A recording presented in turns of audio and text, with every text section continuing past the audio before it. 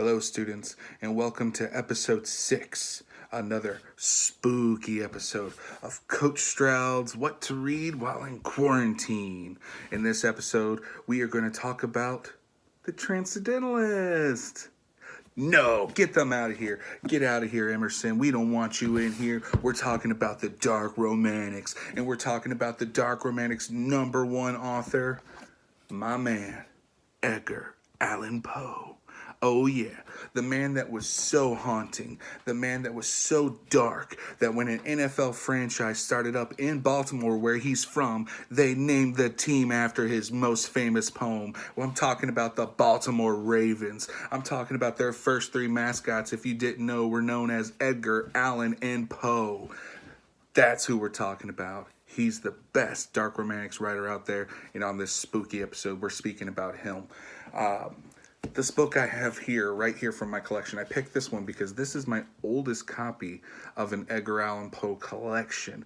As you can see here, it says it's volume 3 from this series. This book was published back in 1908. So yes, this book is over a century old.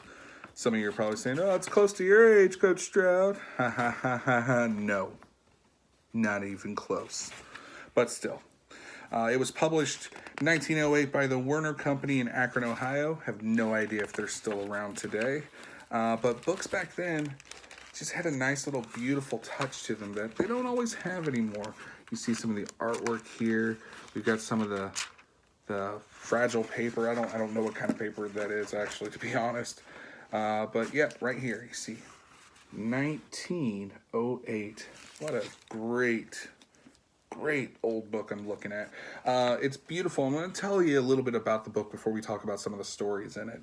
If you can see here, the pages are very worn. This book came from my wife's grandfather, and interesting thing about his, he had a huge book collection.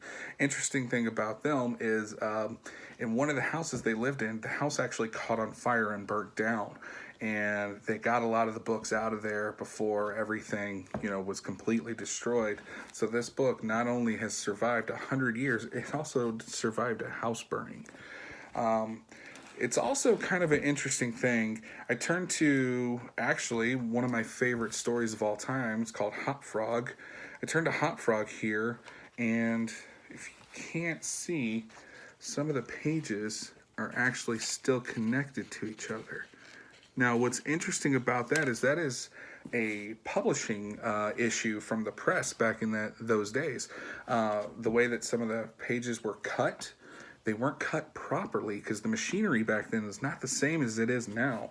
So it's interesting seeing this old text and how it still has certain flaws in it that have survived this whole time. But some of the stories that are in this book include Edgar Allan Poe's Hop Frog. As I said earlier, that is my favorite Edgar Allan Poe story. It also contains the Purloined Letter. Other important Poe stories include The Raven, his most famous poem. They include The Pit and the Pendulum, which is an excellent story. And he also wrote The Telltale Heart, which I remember reading for the first time in 7th grade, and that memory of the creepiness and the weirdness of it has stayed with me ever since then.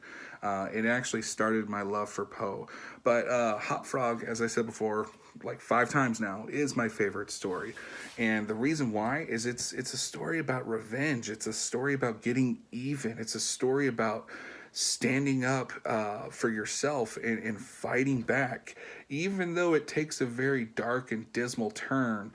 For those of you who don't know, Hop Frog is the name of a dwarf jester, and the kingdom that he is a part of is ruled by an incredibly cruel man who tortures Hop Frog and Hop Frog's companion, Tripietta.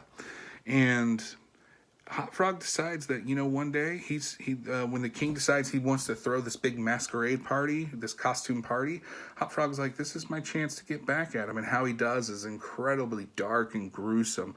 And the best part, Hop Frog gets away with it. So, to my students out there who love reading dark and scary stories, Google Hop Frog if you would like. Edgar Allen Poe's stories right there are free use stories. You can find them all over the internet. There's books and libraries that you can find of his. There's also books on eBay and Amazon of his for relatively cheap, but just do a simple Google search and all of his works will come up for free in PDF format mostly.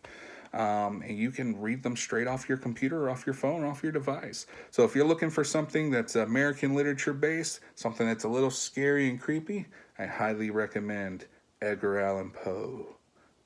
Yes.